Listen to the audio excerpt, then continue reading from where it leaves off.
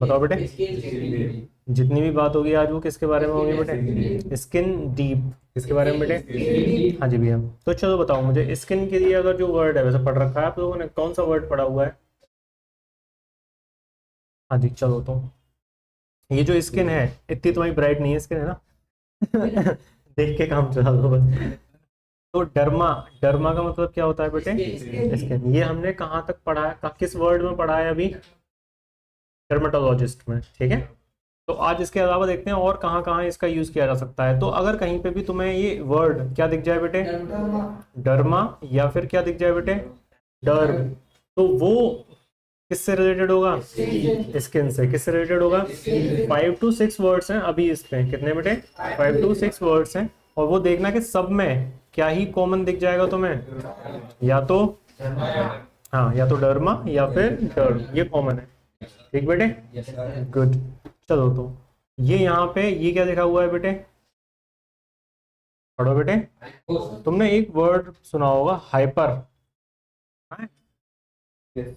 Hyper blood pressure. तो blood pressure तो blood pressure होता ही है, और हाइपर मतलब हाई। एक होता है वर्ड हाइपो। क्या होता है बेटे? हाइपो। इस हाइपो का मतलब क्या है बेटे? अंडर। अंडर यानी कि, समझ गए? Got it? Am I making sense to you? इसका मतलब क्या तुम मेरी बात समझ पा रहे हो? Am I making sense to you? Good. तो ये जो हाइपोस वर्ड है ये कैसा वर्ड है बेटे? ग्रीक वर्ड है। क्या है बेटे? तो कितनी स्ट्रेंज सी बात है ना, इंग्लिश में हमारी टांग टूटी पड़ी है और वर्ड किसके पढ़ रहे हैं हम लोग? ग्रीक के, है ना? थोड़ी अजीब सी बात है लेकिन कोई बात नहीं, सीखो आप। तो हाइपोस का मतलब क्या होता है बेटे? हाँ जी। तो इससे जो वर्ड बना वो वर्ड क्या है बेटे? हाइपोडर्मिक। क्या है बेटे? कौन कौन ऐसा है, how many of you is studying this word for the first time? ठीक है, good good. But no problem, जब तक हम वर्ड्स से इंट्रोडक्शन नहीं करेंगे तब तक प्रॉब्लम होती ही रहेगी, तब तक हम सीख नहीं पाएंगे। Listen to me very carefully. It is hypodermic. क्या है बेटे? हाइपोडर्मिक। तो अब यहाँ पे आप खुद देखो, हाइपो का मतलब क्या है बेटे?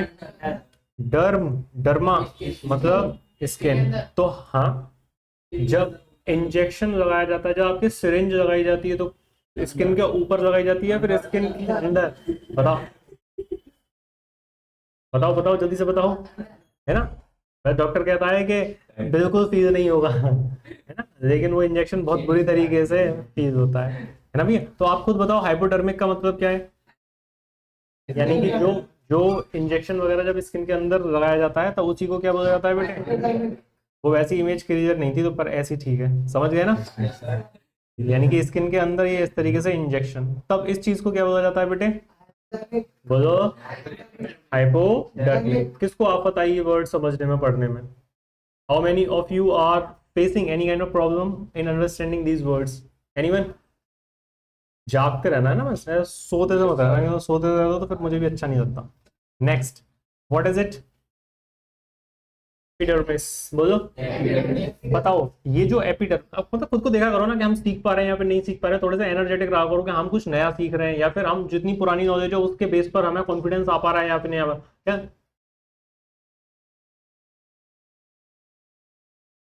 अरे ऐसे क्यों रहते हो, थोड़े से तो एनर्जेटिक रहा करो। बस इतना बताओ, ये जो एपिडर्मिस लिखा हुआ है ये लव से रिलेटेड है या हेट से? ये किसी से रिलेटेड ही नहीं है, बताओ।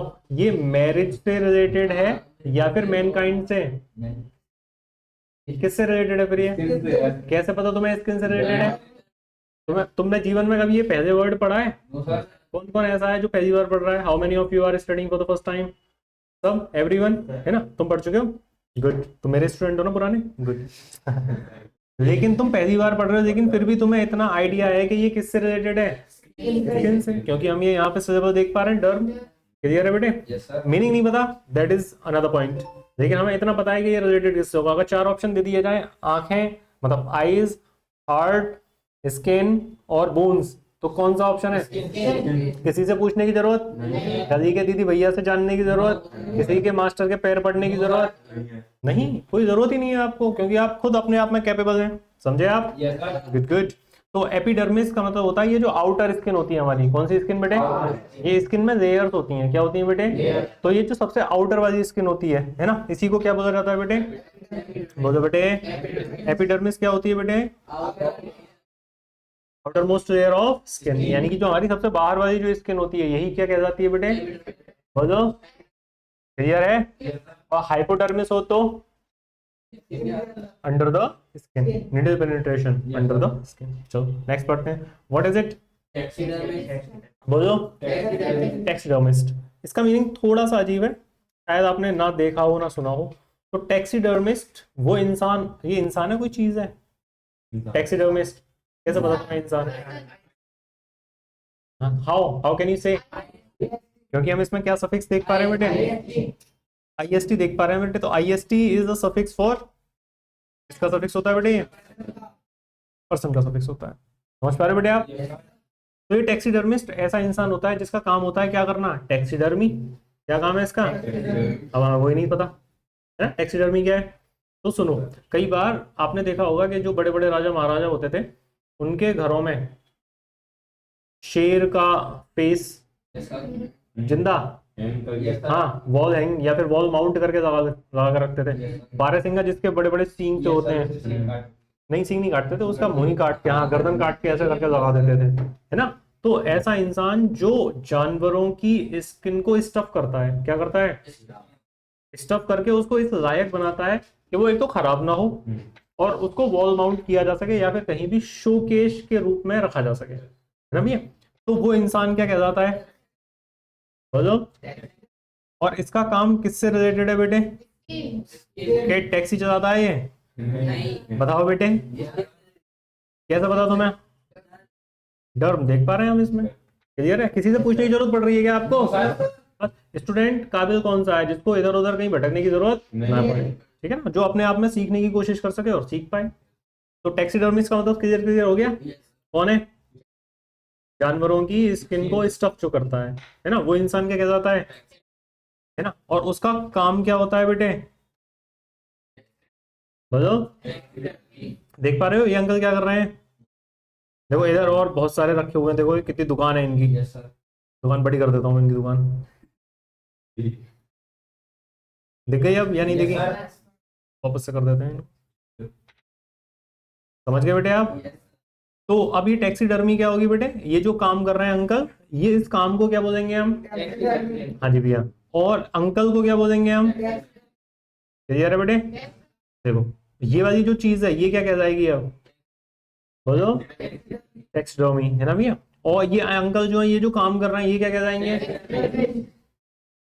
Got it, am I making sense to you, to everyone, good, ये समझ गए हम यहाँ तक। व्हाट इज इट, इसको पढ़ो, व्हाट इज द प्रोनाउंसिएशन, ये जो यहाँ पे ना ये सी एच का जो साउंड है वो क साउंड है, हाँ जी, पैकीडर्म, बोलो, एक फिर से बोलो, कहो, फिर से कहो, कहते रहो, ठीक है, पैकीडर्म। तुमने वो भी तो सुना होगा, आया मौसम ठंडे ठंडे डर्मी कूल का, डर्मी डर्मी कूल, डर्मी डर्म, वहां भी तो देखा होगा तुमने, नोटिस किया कभी, नोट आज से पहले, मैंने बताया था तभी तो, नहीं किया ना। देखो जब हम समझदार होते हैं तो हर जगह हमें वो नॉलेज दिखने लग जाती है ना, लेकिन जब हम अज्ञान होते हैं है ना ठीक है, तो तब फिर हमारा ध्यान नहीं जा पाता। लेकिन हमारा ध्यान कब जाता है, जब हम चीजों को समझने लग जाते हैं कि हर चीज में ज्ञान है, बस पढ़ाई में ही नहीं है। तो पैकीडर्म बताओ मुझे, आईज से रिलेटेड है, बोन से रिलेटेड है, स्किन से रिलेटेड है, हार्ट से रिलेटेड है,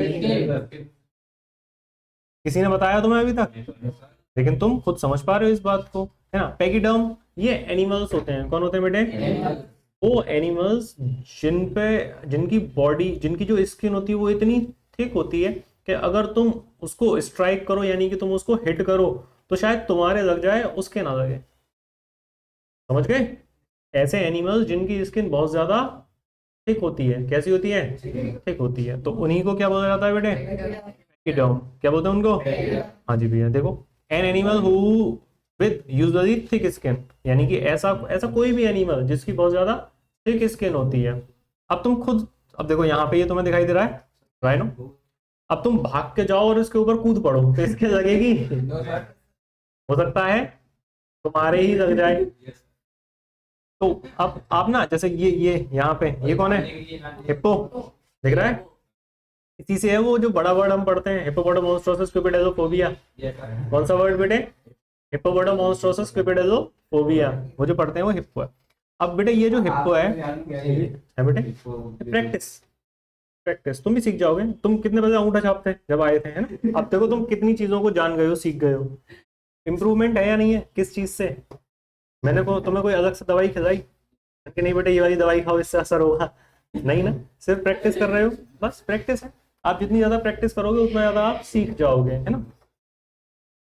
तो ये जो हिप्पो है ना, अब आप भाग के जाओ और हिप्पो के ऊपर कूद पड़ो तो हिप्पो के तो नहीं लगने वाली ना, किसके ही लगेगी? आपके ही लगेगी। तो ऐसा कोई भी एनिमल जो किसके साथ है? थिक स्किन, तो उसी को क्या बोल देते हैं बेटे हम? पैकीडॉग। क्या बोलते हैं बेटे? चलो तो बताओ ये डर्मेटाइटिस क्या है? What is the meaning? ए लड़की बात मत कर, मुंह छुपा रही है, बदतमीज। हाँ जी भैया बताओ, dermatitis, what is the meaning of dermatitis? Related किससे है? Related with how? नहीं, इसमें IST नहीं है बेटे, ये तो TIS है। हाँ जी भैया बताओ, डर्मा यानी कि किससे? ये तो आंखों से रिलेटेड हो गया, रिलेटेड टू आईज। जाग रहे हो? डर्मेटाइटिस का मतलब होता है स्किन पे हो जाने वाला कोई भी इरिटेशन, कोई भी इन्फेक्शन। डर्मेटाइटिस क्या होता है? स्किन पे होने वाला कोई भी इन्फेक्शन या फिर कोई भी इरिटेशन। इरिटेशन कई बार जलन होती है ना स्किन में, ऐसे नहीं पड़ोसी कार ले आए, वो जलन नहीं है ये स्किन पे होने, जलने वाला, जलना जलने वाला, है ना भैया? तो स्किन पे जो कई बार, जैसे कि अब जैसे गर्मियां शुरू हो गई हैं ना, तो बहुत सारे स्किन इन्फेक्शन स्टार्ट हो जाएंगे। आप में से कुछ लोग ऐसे होंगे जो 3-3 4-4 दिन तक नहीं नहाएंगे, उनको इन्फेक्शन हो जाएंगे, फिर वो किसी से हाथ मिला देंगे, फिर उनको इन्फेक्शन ट्रांसफर कर देंगे। तो स्किन का जो इन्फेक्शन होता है क्या बेटे, उसी को क्या बोलते हैं बेटे हम? डर्मेटाइटिस। बोलो। हाँ जी, एक सोप भी होता है डर्मीसोल करके, शायद मुझे नाम याद नहीं आ रहा, something like that, able to recall that name, but something like that. Soap होता है एक ऐसा, जिनको इन्फेक्शन हो जाए वो उससे नहा लो, तो वो स्किन से रिलेटेड है, ऐसे वायरल इन्फेक्शन अगर हो जाता है तो। तो general name of any inflammation, irritation और इन्फेक्शन, यानी कि अगर स्किन पे कोई भी क्या हो जाए, या फिर इन्फ्लेमेशन, इसका मतलब भी जलन ही होता है। क्या होता है बेटे? हाँ जी, तो उस इन्फेक्शन को क्या बोलते हैं बेटे हम? बोलो। डर्मेटाइटिस बोलो ना, एक बार गलत होगा, 2 बार गलत होगा, तीसरी बार बोलो तो सही। डर्मेटाइटिस, डर्मेटाइटिस बोलो ना, ठीक है? अगर कोई बोले कि डर्मेटाइटिस हो गया है तो क्या हो? तुम मर जाओगे। अरे कोई बीमारी थोड़ी हो गई है, क्या हो गया? स्किन पे इन्फेक्शन हो गया। क्लियर? गुड। लास्ट, जिसको हमने सबसे पहले पढ़ा था, इसको इसलिए सबसे लास्ट में रखा है मैंने, डर्मेटोलॉजिस्ट। तो इसको ब्रेक डाउन करते हैं। What is it? डर्मा, है ना? एंड लॉजिस्ट कौन होगा? पढ़ने वाला। और IST पर्सन, यानी कि डर्मा मतलब भाई इसको वो पिलाओ, ऑल आउट, मच्छर वाली फीलिंग करवा रहा है पूरी। हाँ जी भैया, डर्मा मतलब स्किन, है ना? लजी मतलब स्टडी, साइंस, पढ़ाई। IST पर्सन, तो वो इंसान जो क्या कर रहा है? स्टडी कर रहा है। किसकी? तो स्किन की पढ़ाई करके क्या स्किन पे शायरी लिखेगा? तो क्या करेगा? क्योर करेगा उसको। अगर क्या हो जाए, इन्फेक्शन हो जाए, तो उसको क्या करेगा? वो इलाज करेगा, क्योर करेगा। इलाज को क्योर बोलते हैं। क्या करेगा बेटे? क्योर करेगा। कौन? डर्मेटोलॉजिस्ट। ठीक है, तो डर्मेटोलॉजिस्ट जिसकी स्पेशलिटी क्या होती है बेटे? डर्मेटोलॉजी, जिसने स्किन के बारे में पढ़ाई कर रखी होती है, उसको क्या बोलते हैं बेटे हम? डर्मेटोलॉजी। देख रहे हो स्किन पे अंकल के ये जो हुआ है, ये यहाँ पे ये दिख रहा है आपको, ये इस चीज को क्या बोलेंगे? इन्फेक्शन तो तुम्हारे दिमाग में है। अब मैंने हाँ बोलो ना, डर्मेटाइटिस बोलो ना, समझ गए बेटे? तो जब हम वोकैब में अच्छे लेवल पर सीखेंगे तो हम हर जगह को इन्फेक्शन थोड़ी बोलते रहेंगे। जैसे कि देखने की इंग्लिश बताना, सबको सी बताए, see, watch, look, peep, glare, glaze, there are many, है ना? लेकिन हम जानते क्या है, या तो लुक या फिर, और लुक मतलब तो कभी देखना होता ही नहीं है, दिखना होता है, देखना होता है ना? जैसे यू आर लुकिंग हैंडसम बोलो, भगवान से डरो बेटे, क्या कह दिया तुमने? शीशा चटका दो अगर मुस्कुरा के देख दो तो।